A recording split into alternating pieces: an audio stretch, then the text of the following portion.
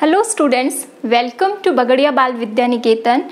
Myself Mamta, and in our today's English class we will discuss about tense. So tenses जो हैं वो mainly हम बहुत बार सुनते हैं, डे टू डे लाइफ में स्पीकिंग इंग्लिश में हम यूज़ भी करते हैं, but in grammar there is a category. ठीक है, tense is a category that expresses time reference. किस चीज़ को एक्सप्रेस करता है?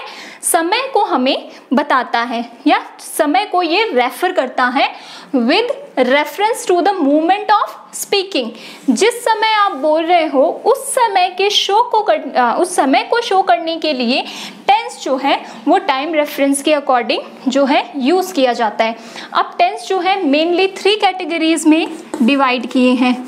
First is present, second is past and third is future.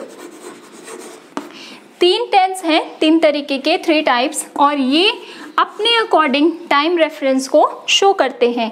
यानी कि जो बात जिस वे में हुई है उसी वे में जो है according to the time show करता है. अब प्रेजेंट है तो वर्तमान समय को शो करेगा, पास्ट है तो बीते हुए समय को शो करेगा, और जो फ्यूचर है वो हमारे आने वाले समय को शो करेगा. इसके साथ साथ में प्रेजेंट में भी इन्होंने 4 कैटेगरीज जो हैं वो बनाई है. पास्ट में भी 4 कैटेगरीज बनाई है और फ्यूचर में भी 4 कैटेगरीज जो हैं हमें पढ़ने को मिलती है. फर्स्ट इज सिंपल या फिर indefinite. Okay, the second is continuous, the third is perfect and the fourth is perfect continuous. So अगर हम स्पीकिंग में यूज़ करते हैं, राइटिंग में यूज़ करते हैं, तो tense plays an important part.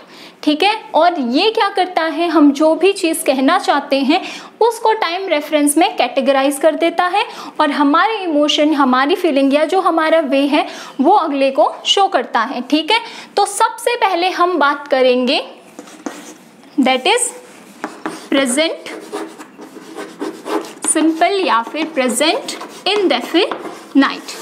ठीक है, तो सबसे पहले प्रेजेंट टेंस की बात करते हैं और उसमें फर्स्ट कैटेगरी की बात करते हैं दैट इज प्रेजेंट सिंपल. ठीक है, तो प्रेजेंट सिंपल टेंस जो है अगर हिंदी में देखते हैं तो उनके वर्ड आते हैं ता है, ती है और ते है. ठीक है, एंड में इनसे आपका जो सेंटेंस रहेगा वो खत्म होगा. प्लस एट द मोमेंट आप कोई बात कर रहे हैं तो आप प्रेजेंट सिंपल का यूज करेंगे. Plus habitual action. ठीक है, हैबिचुअल यानी जो आप रेगुलर बेसिस में करते हैं या जो आपकी आदत है, जैसे कि I get up early in the morning.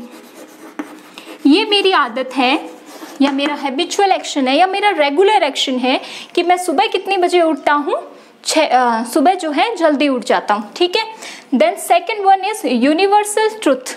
Universal truth जो है उसको शो करने के लिए आप हमेशा प्रेजेंट टेंस का ही यूज करेंगे. Universal truth, the sun rises in the east and sets in the west. ठीक है, अब 2 तरीके के मैंने आपको कंडीशन तो बता दी कि हम इन दोनों चीज़ों में या जो 4 कंडीशन लिखी है उनमें हम क्या करते हैं, प्रेजेंट सिंपल का यूज़ करते हैं. But how to make a sentence, मुझे कैसे पता चलेगा कि मुझे इसी वे में लिखना है? इस चीज़ को कन्वे करने के लिए प्रेजेंट सिंपल जो है उसका फॉर्मूला बनता है that is subject plus verb की फर्स्ट फॉर्म में S and ES plus object. Okay, subject plus verb की फर्स्ट फॉर्म में एस और ES plus object. Subject stands for the person और the thing we are talking about. Verb जितने भी action words होते हैं उनको हम क्या कहते हैं, वर्ब. अगर सिंगुलर नाउन है तो हम एस और ईएस का यूज करते हैं. प्लूरल नाउन के साथ में एस और ईएस का यूज नहीं किया जाता है, ये ध्यान रखने वाली बात है. ऑब्जेक्ट जिसको जो एंड में जिसके बारे में बात की गई है वो, या फिर ऑब्जेक्ट उसे भी कहते हैं the rest part of sentence stands as a object. Okay, so subject verb की फर्स्ट फॉर्म में एस और ईएस प्लस ऑब्जेक्ट. ठीक है, मैं मैं सुबह 6 बजे उठता हूँ। ठीक है, ये सेंटेंस मैंने लिखा। यहाँ पर किसकी बात हो रही है? आई की, तो आई, ठीक है, मेरी बात हो रही है। उसके बाद में वर्ब क्या है? उठना। उठना को हम बोलते हैं get up. So I get up when 6 o'clock in the morning। ठीक है, ये जो है when I stands for subject, get up is my verb and 6 o'clock in the morning the rest part of sentence is my object। ठीक है, तो इस तरीके से प्रेजेंट सिंपल का जो असर्टिव में फॉर्मूला बनता है वो है सब्जेक्ट, वर्ब की फर्स्ट फॉर्म में एस और एस का यूज, और ऑब्जेक्ट। सब्जेक्ट स्टैंड्स फॉर जिसके बारे में बात की जा रही है, वर्ब की फर्स्ट फॉर्म में एस और एस केवल सिंगुलर नाउन में, और object the rest part of a sentence is called an object. ठीक है, ये दो सेंटेंसेस जो हैं, जो एक मैंने ये बोला और एक जो यूनिवर्सल ट्रुथ बोला, that the sun rises in the east and sets in the west. The sun is our subject, rises verb की फर्स्ट फॉर्म में एस और एस लगाया है क्योंकि द सन की बात हो रही है जो कि एक ही है, सिंगुलर नाउन। ठीक है, राइजेस इन द ईस्ट, वो मेरा object. Next one is scientific facts. जितने भी साइंटिफिक फैक्ट्स हैं अगर आप उनको बताते हैं, because they are not going to be change, facts हैं, और साइंटिफिक फैक्ट्स ही नहीं, जो भी फैक्ट्स होते हैं एट द टाइम जो ट्रुथ है उसके लिए भी हम किसका यूज करते हैं? प्रेजेंट सिंपल का। जैसे water boils at 100 degree Celsius, पानी जो है वो 100 डिग्री सेल्सियस पर क्या होता है? गर्म होता है। देन रनिंग कमेंट्रीज, ठीक है, क्रिकेट मैच होते हैं, फुटबॉल मैच होते हैं, तो जितने भी मैचेस होते हैं, ठीक है, गेम से रिलेटेड जितने भी कमेंट्रीज करी जाती हैं उसमें हम क्या करते हैं? प्रेजेंट सिंपल का यूज करते हैं। ठीक है, प्रेजेंट सिंपल में ये पहला जो है हमारा टाइप था, दैट इज असर्टिव। असर्टिव या फिर सिंपल सेंटेंस जिनको हम कहते हैं, पॉजिटिव सेंटेंस जिनको हम कहते हैं। ठीक है, तो इस तरीके से ये हमने किया। अब टेंस की अगर बात करते हैं तो टेंस वर्ड जो है वो एक लैटिन शब्द है टेम्पस, उससे बना है।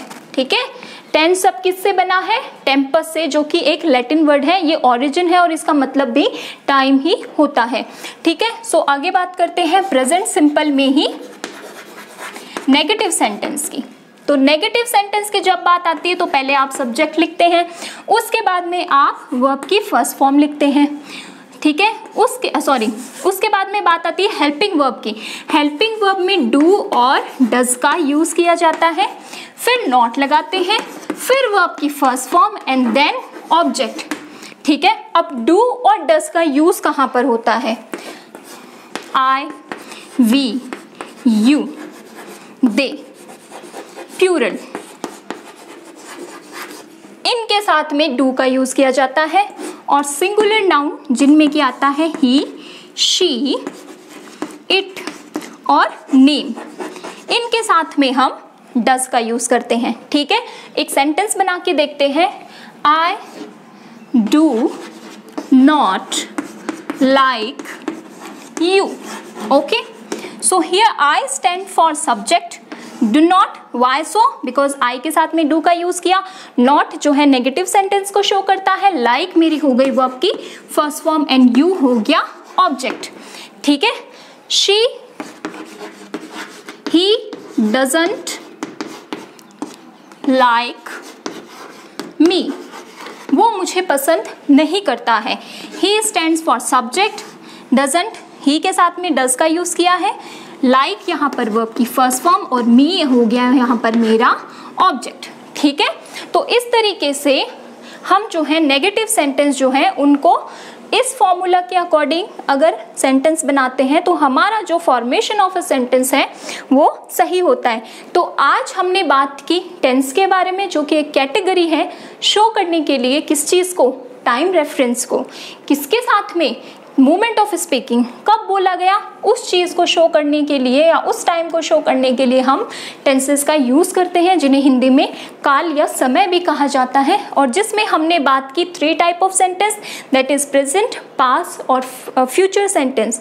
उसमें भी प्रेजेंट टेंस की जो 4 कैटेगरीज हैं, दैट इज प्रेजेंट सिंपल या indefinite, present continuous, present perfect and present perfect continuous. ठीक है, और फर्स्ट पार्ट हमने डिस्कस किया है, दैट इज प्रेजेंट सिंपल या प्रेजेंट इंडेफिनाइट, असर्टिव सेंटेंस या पॉजिटिव सेंटेंस और negative sentence. So thank you.